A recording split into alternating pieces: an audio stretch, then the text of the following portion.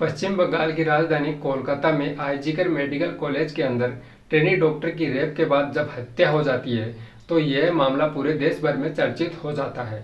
हर कोई इस घटना के बारे में जानकारी की लेने की कोशिश करता है कि आखिरकार उस रात में हुआ क्या था और कितने लोग इसमें शामिल थे। हाँ, लेकिन सीबीआई की यह रिपोर्ट सामने आती है और पता चलता है कि एक व्यक्ति है जिसका नाम संजय रॉय होता है, वही इस घटनाक्रम में शामिल होता है। साथ ही जो कॉलेज का प्रिंसिपल होता है जिसका नाम संदीप घोष है, लेकिन संदीप घोष के बारे में एक बात और पता चलती है तो और ज़्यादा हैरानी होती है। दरअसल आरजीकर मेडिकल कॉलेज के पूर्व उपाध्यक्ष अख्तर अली ने मीडिया को इंटरव्यू दिया तो इंटरव्यू में बताया कि यह जो संदीप घोष है यह ह्यूमन बॉडी की तस्करी करते हैं, यानी कि लाशों की तस्करी करते हैं। इन्होंने ज्वाइन किया था इस कॉलेज के अंदर जनवरी 2021 को।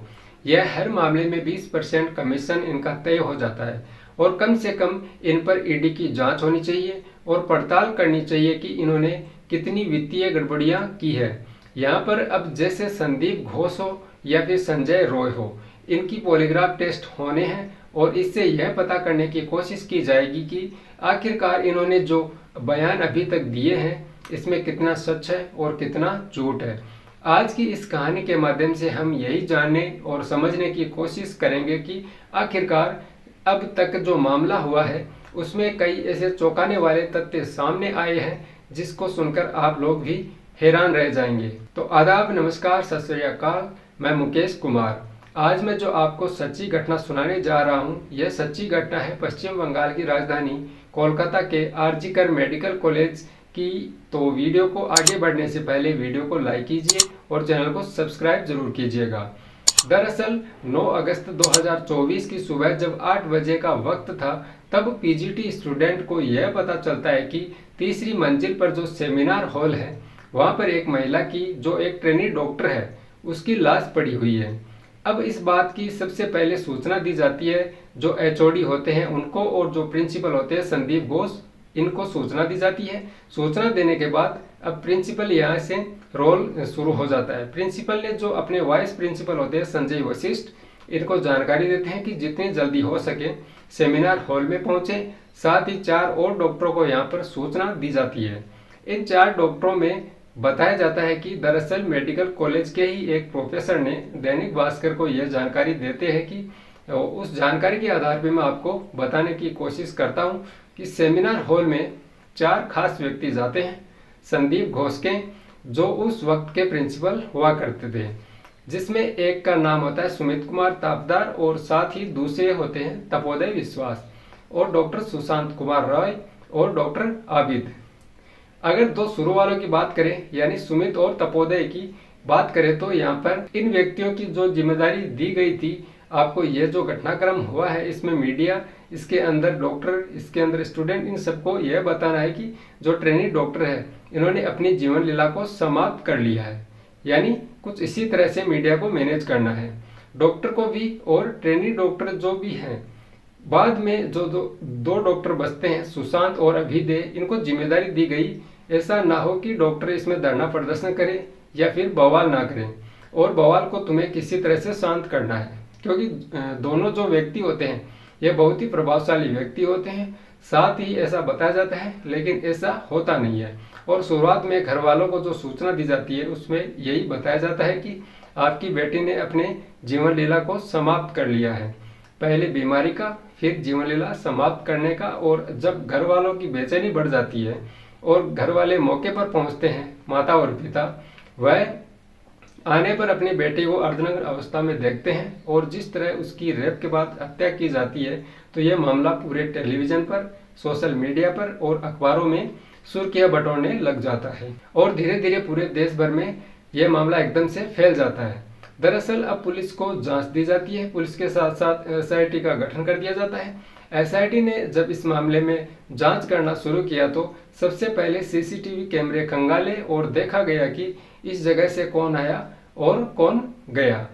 जब सीसीटीवी कैमरे के आधार पर पता चलता है कि एक व्यक्ति है जिसका नाम संजय रॉय है, जो कि एक सिविक वॉलेंटियर है और जो पुलिस के लिए काम करता है। इसका हॉस्पिटल में आना जाना, मरीजों को देखना, भर्ती करना और अस्पताल में कहीं भी इसे घूमने की आज़ादी होती है।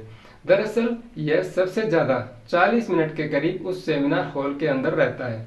तो यह पुलिस का या फिर एसआईटी का प्राइम सस्पेक्ट संजय रॉय होता है। और संजय रॉय को एक और बात से भी पकड़ा जाता है कि लाश के पास एक ब्लूटूथ मिलता है और ब्लूटूथ का जब मिलान किया जाता है तो यह संजय रॉय का ही होता है जो उस लाश के पास मिलता है। और ये साथ ही जब उसे पकड़ के लेके आते हैं तो उसने अपने कपड़ों को तो धो लिया था, लेकिन जूते को साफ करना वह भूल जाता है। और उसमें बताया जाता है कि उन जूतों पर कुछ खून के निशान पाए जाते हैं जो उस लेडी डॉक्टर के बताए जाते हैं। अब सीबीआई को रिपोर्ट सौंपनी थी 22 अगस्त 2024 को सुप्रीम कोर्ट में कि जो स्टेटस रिपोर्ट है वह दीजिए, लेकिन इसी बीच में सीबीआई की रडार पर 73 लोग आ जाते हैं। उसमें हॉस्पिटल से जुड़े 73 लोग थे जिसे अलग अलग तरीके से बारीक और प्रत्यक्ष या अप्रत्यक्ष जो ट्रेनी डॉक्टर से जुड़ा हुआ था उन सभी को पूछताछ के लिए बुलाया जाता है। और पूछताछ के बाद फिर संजय रॉय का नाम सबसे अग्रणी होता है। और इसकी अब फॉरेंसिक रिपोर्ट आती है तो उसमें पहले तक के लोग समझ रहे थे कि इसमें कई लोगों का इसमें हाथ रहा है महिला डॉक्टर के साथ रेप करने में और उनकी हत्या करने में। लेकिन जब फॉरेंसिक रिपोर्ट आती है तो उससे साफ क्लियर हो जाता है कि इसमें सिर्फ एक व्यक्ति का रोल है और वह व्यक्ति कोई और नहीं बल्कि संजय रॉय होता है। डीएनए रिपोर्ट से भी यह क्लियर हो जाता है कि एक व्यक्ति है जिसका नाम संजय रॉय है। अब संजय रॉय का पॉलीग्राफ टेस्ट होना है और टेस्ट होने के बाद इससे कई तरह के सवाल पूछे जाएंगे। हालांकि अभी भी सवाल पूछे जा रहे हैं लगातार और आगे भी पूछने हैं। और यह भी बताया जाता है कि इस पॉलीग्राफ टेस्ट का कोर्ट में कोई मतलब नहीं होता है, लेकिन यह सवाल आगे क्रॉस वेरीफाई में काम आएंगे। लेकिन सीबीआई ये जानना चाहती है कि अभी तक जो इन्फॉर्मेशन पूछताछ में आई है वह कितनी सच है या फिर कितनी झूठ। तो क्रॉस वेरीफाई में यह पूछताछ काम आएगी। अब संजय रॉय ने इस बारे में हाँ भी कर दी है और कोर्ट से भी अनुमति मिल गई है। लेकिन संजय रॉय अकेले नहीं है। संदीप घोष जो कि इस कॉलेज का प्रिंसिपल होता है, जिसने यह कहते हैं कि मैं अपनी नैतिक जिम्मेदारी लेता हूँ, यह मेरी बेटी की तरह ही है, इसलिए मैं अपना इस्तीफा देता हूँ। और जैसे ही इस घटना के बाद अपने पद से इस्तीफा दिया जाता है, 12 घंटे भी नहीं हुए थे कि पश्चिम बंगाल की सरकार ने उनको एक बार फिर से एक नया चार्ज दे दिया जाता है। लेकिन जब एसआईटी मामले की जांच कर रही थी तो कहीं ना कहीं सॉफ्ट कॉर्नर था संदीप घोष के प्रति कि इस मामले को कहीं ना कहीं दबा दिया जाए या फिर सबूत को नष्ट करने की कोशिश हुई थी। यह बात 22 अगस्त 2024 को सुप्रीम कोर्ट ने जब सीबीआई अपने रिपोर्ट सौंपती है पुलिस को, तो पुलिस की लापरवाही उसमें सामने आती है। जस्टिस को यह भी कहना पड़ जाता है कि अपने 30 साल के करियर में हमने इस तरह की बात नहीं देखी, पुलिस का इस तरह का रोल नहीं देखा। अब संदीप घोष का इसमें जो रोल पाया जाता है उसमें एफआईआर लेट दर्ज करवाना पाया जाता है, क्राइम सीन को खुलेआम छोड़ दिया जाता है।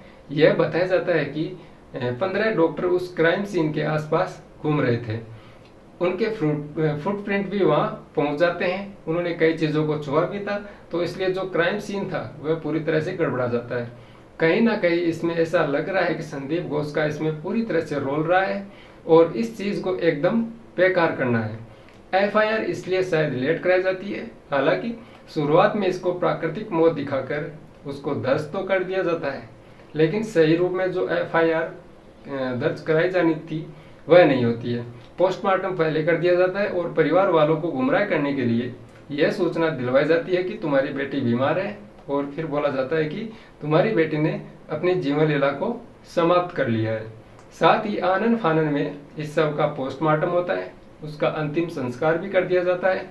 यानी कि इतनी जल्दी हो रही थी कि इस मामले में कि जबकि इस सब को प्रिजर्व करना था इस मामले में, ताकि सीबीआई को इस डेड बॉडी से कई और भी सबूत मिल सकते थे। लेकिन इतनी जल्दी डॉक्टर ने शायद इसमें रोल अदा किया कि बहुत जल्दी से घर वालों को यह डेड बॉडी सुपुर्द कर दी और सुपुर्द करने के बाद कहा कि अंतिम संस्कार कर दो।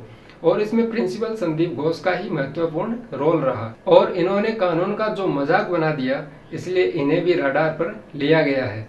हालांकि अभी तक बताया जाता है कि 88 घंटे की पूछताछ की गई है और बहुत सारे सवाल इससे किए गए हैं। पॉलीग्राफ टेस्ट के माध्यम से बस ये पता करना है कि जो बोला गया है वह सच है या फिर झूठ, या फिर कहीं ऐसा तो नहीं है कि क्योंकि जो सीबीआई उनके सवाल जवाब कर रही है उसको लेकर यकीन नहीं हो रहा क्योंकि यह व्यक्ति इतना शातिर बताया जा रहा है कि जब अख्तर अली पूर्व उपाध्यक्ष इस आरजीकर कॉलेज मेडिकल कॉलेज के बताते हैं कि इनका मेडिकल कॉलेज में भी बड़े बड़े काम होते हैं, उनमें 20% कमीशन होता है, डेड बॉडी की तस्करी का भी इन पर आरोप लगता है।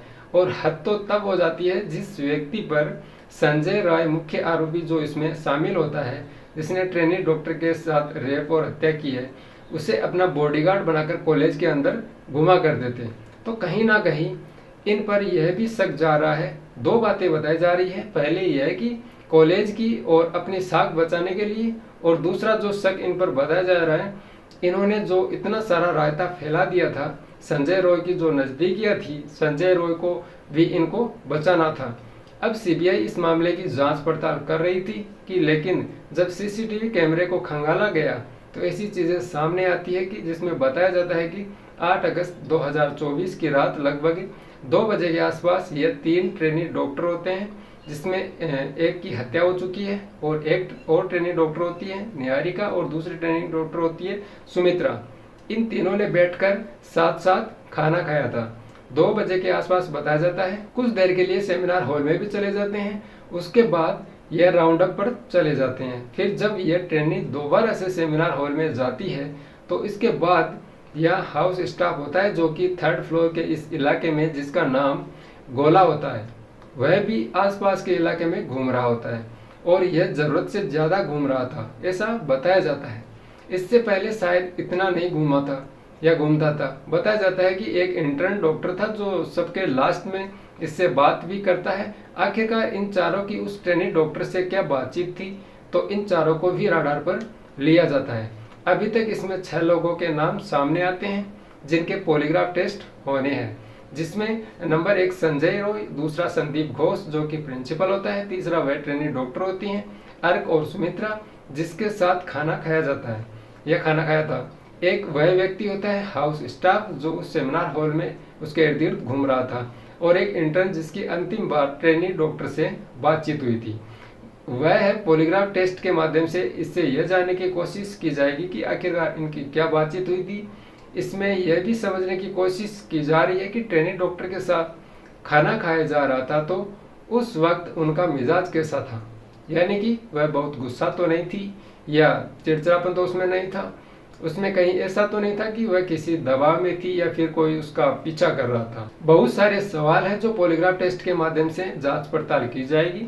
और 22 अगस्त 2024 को जो सीबीआई ने अपनी स्टेटस रिपोर्ट है, अभी वह अंतिम रिपोर्ट नहीं है, बल्कि 4 सितंबर 2024 को जो रिपोर्ट सौंपी जाएगी, और रिपोर्ट के माध्यम से यह पता करने की कोशिश की जाएगी कि अभी इसमें और क्या क्या मामला है, क्योंकि एक छोटे से छोटे पहलू पर जांच पड़ताल तो की ही जा रही है और सीबीआई इसमें किसी भी प्रकार की लापरवाही नहीं करना चाहती है, बल्कि अभी तक की जांच से यह साफ हो चुका है कि महिला डॉक्टर का गैंगरेप नहीं हुआ था, सिर्फ रेप हुआ था। रेप करने वाला एक व्यक्ति होता है संजय रॉय, और साथ ही उसका क्या मकसद था, क्या वह पहले से उसका पीछा कर रहा था। लेकिन अभी तक एक बात और है, यह बताया जा रहा है कि जितने भी सवाल उससे पूछे जा रहे हैं संजय रॉय से, वह हर सवाल का जवाब बड़ी आसानी से दे रहा है। सीबीआई उससे हर संभव जो भी सबूत है वह हासिल करने की कोशिश कर रही है, क्योंकि कहा जाता है कि कोर्ट में सबूत के आधार पर ही फैसले किए जाते हैं। तो आगे की अपडेट के लिए वीडियो को लाइक और चैनल को सब्सक्राइब जरूर कीजिए। जय हिंद।